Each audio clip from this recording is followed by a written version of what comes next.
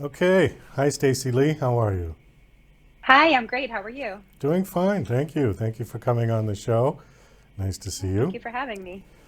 So, first, right off the bat, I want to talk about New Hampshire in New England because I'm from there. I grew up there, but I haven't lived there since 2005. I moved to Las Vegas, and I really miss it, some of it. I don't miss all the snow, but I miss like the corn in the fall and the weather. And you said that you lived in Salem, New Hampshire, right?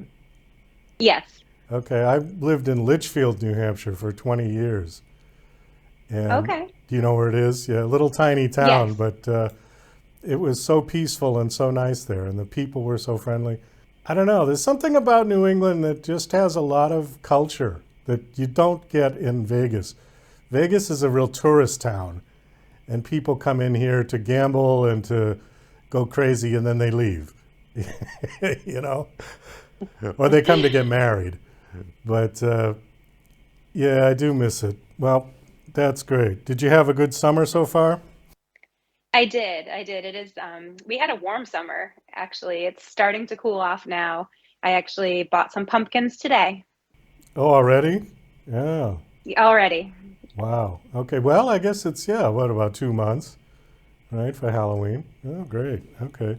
Yes, I remember the endless pumpkin patches. You could drive on the road by the river, by the Merrimack River, and there were just endless Yes. pumpkin patches in there. Beautiful. All right. Well, thank you for bringing me back to New England for a couple of seconds. I appreciate that. But you're here to talk about your book, and your book is called the Yes. Nubble Light series. Is that right? Yes. Yes. The Nubble Light series. It's based on the Nubble Lighthouse in York, Maine. Oh, okay. All right. How many books in the series so far? There have been four books published in the series, and I'm working on the fifth. Do you know how many there's gonna be? Do you have a cutoff, No. or are you just gonna keep going? So far, I'm just working with that momentum. Okay. What? Give us the synopsis, kind of the premise of the series. So it starts with the first book, which is titled "The Hundredth Time Around," and that book serves as the foundation for this whole world that I've created. This fictional world in York, Maine. There's the fictional Anderson Cottage and the Nubble Lighthouse that serves as the setting for most of the books, and the action toggles back between present day and the 40s, 50s, 60s, 70s. And it's really neat because the characters and the way they're connected. There's mystery, historical fiction, romance, and you get to see them during different stages of their lives.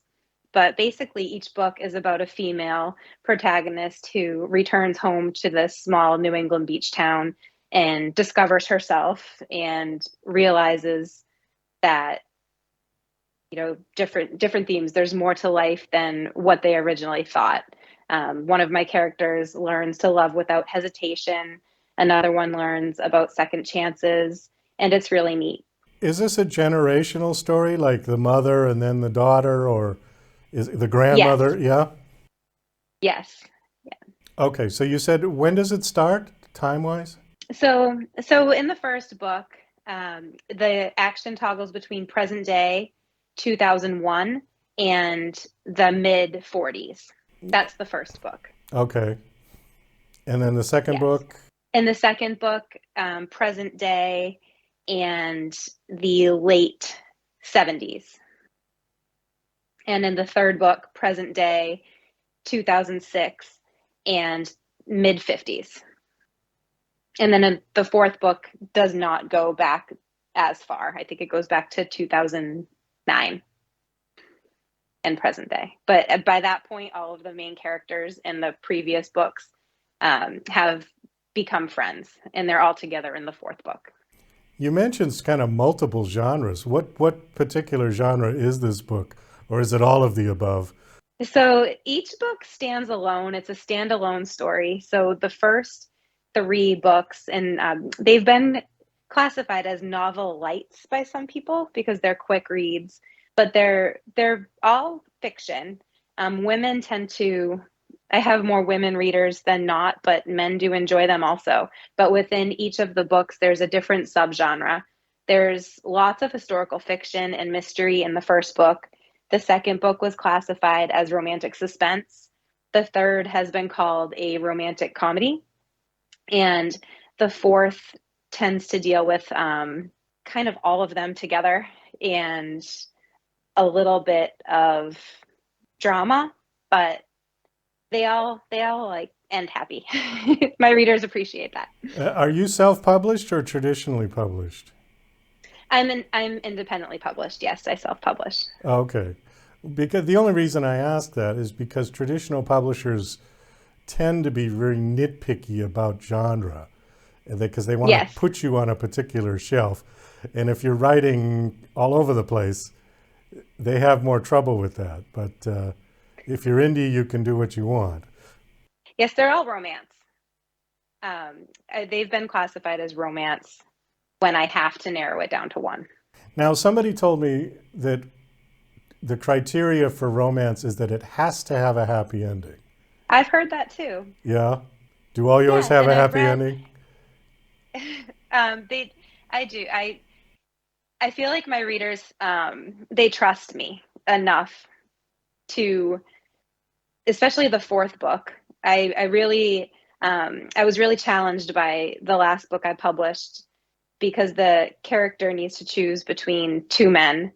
And I had people messaging me saying, I have two chapters left and I still don't know who I want her to be with. I like them both. And I said, trust me, I get it. I mean, I talked about this for months with anyone who would listen. I was like, I just wanted her to be with the best person for her. So it doesn't always necessarily mean that they live happily ever after in this fairy tale sort of sense, but I work really hard to make sure that my characters end up in a situation that's best for them. Yeah, I don't know what the criteria is for happily ever after.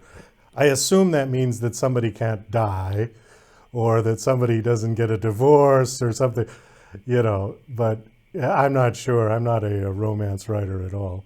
Okay, well, let's talk just a little bit about you. So, when did you start writing this series?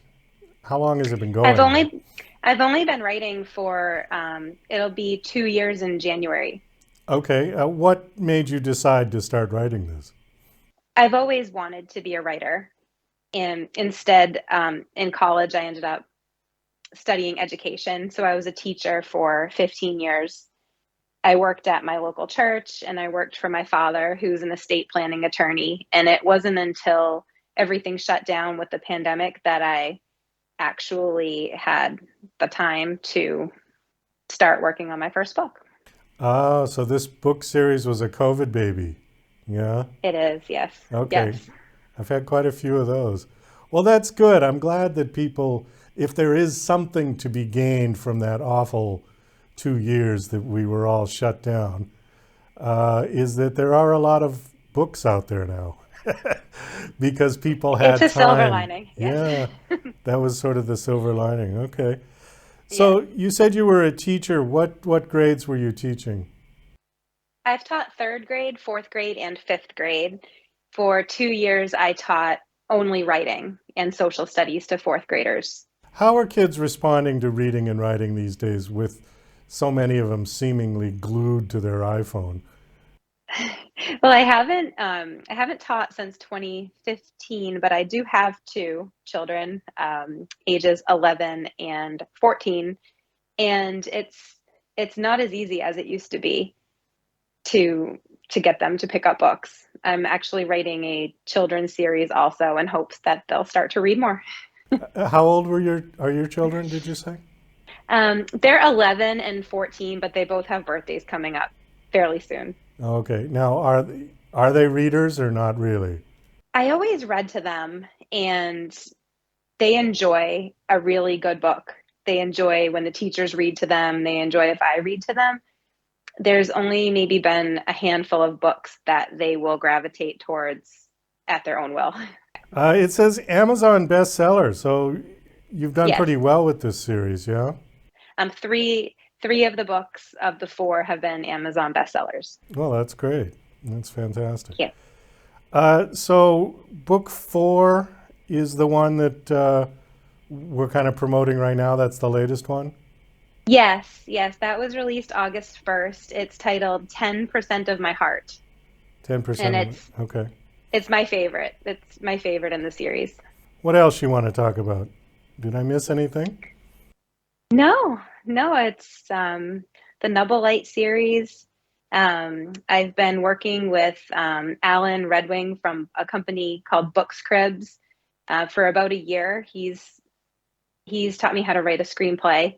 So there's a screenplay written for the 100th time around, and I've been talking with a television producer in hopes that maybe the first 5 book ideas could be a television series.